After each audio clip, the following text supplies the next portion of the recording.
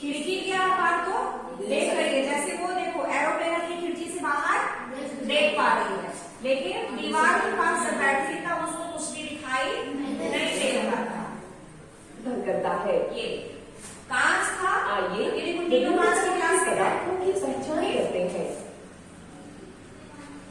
अब इसमें देखो ये भी कांच का ग्लास है, ये भी है, ये भी है, तीनों कांच के ग्लास है।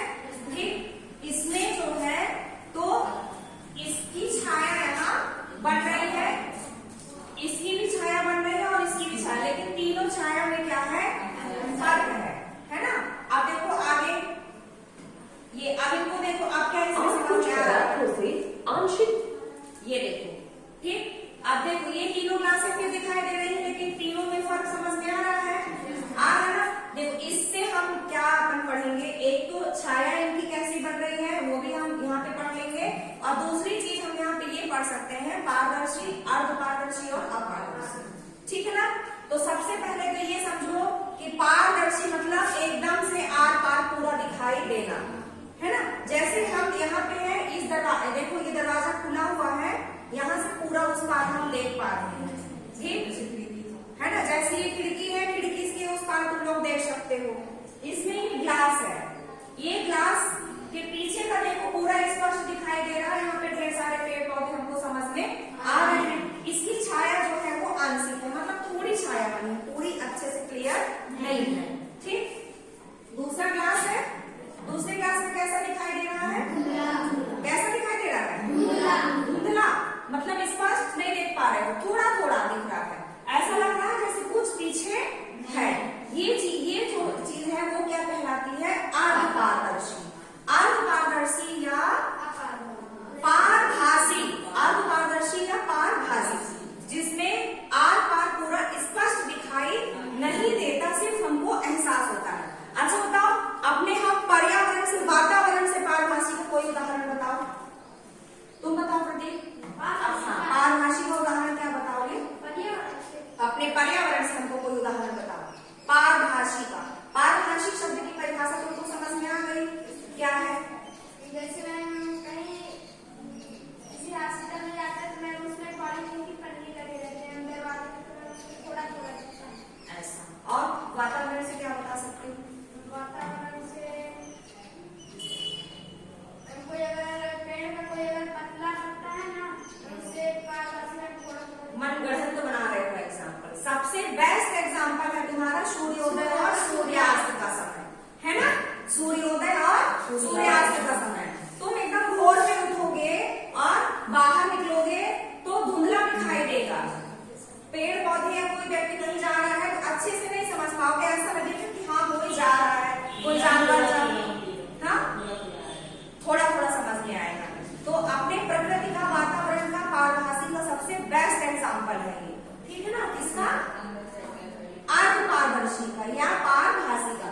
इसमें भी देखो, और इसकी जो छाया बन रही है वो कैसी है, इससे थोड़ा ज्यादा और इस वाले से थोड़ा कम, आंशिक छाया भी इसकी बन रही है। तो ये हो गया पारदर्शी, ये हो गया पारभासी या अर्धपारदर्शी। अगर पेपर में ऐसा मतलब क्वेश्चन बना के घुमा के पूछ ले कि अर्धपारदर्शी क्या है, तो तुम लोग ये नहीं सोचना कि अर्धपारदर्शी अलग है और पारभासी अलग है, दोनों चीजें सेम है। इसका एक बैठ जाओ, इसका एक और एग्जाम्पल तुम लोग बता सकते हो, अर्धपारदर्शी का तेल लगा हुआ कागज। किसी प्लेन पेपर में हल्का सा तेल लगाओगे और उसको ऐसे करके यदि देखोगे तो उसमें भी धुंधला धुंधला दिखाई देगा।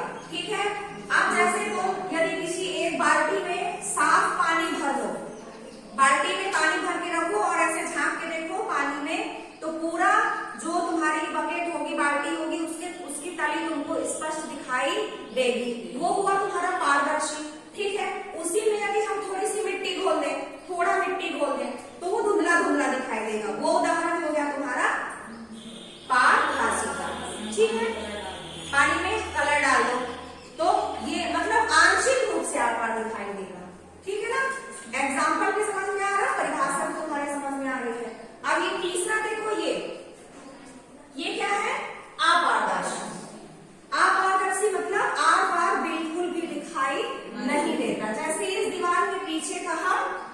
पा रहे हैं, हमें नहीं पता कि इस दीवार के पीछे क्या है, ठीक है ना।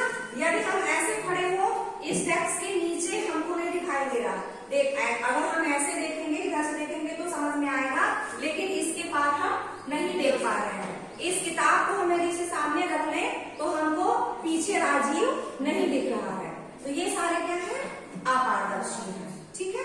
आप देखो यहाँ पे क्या तुमको पीछे का कुछ दिखाई दे रहा है, नहीं दे रहा है। तो अपारदर्शी के उदाहरण कौन कौन से हो गए, दीवार हो गई, दरवाजा हो गया, और पुस्तक हो गई, मोटे कपड़े हो गए, टेबल हो गई, बहुत सारे एग्जाम्पल है। और क्या है,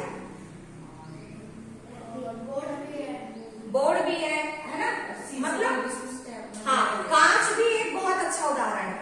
देखो पारदर्शी का तो एक वो तो तुम्हारा हुआ जो फोर व्हीलर होती बस, सबसे अच्छा बस में देखो ड्राइवर जब गाड़ी बस चलाता है तो सामने उसको पूरा दिखाई देता है, मतलब वो कांच कैसा है, पारदर्शी है, ठीक है ना।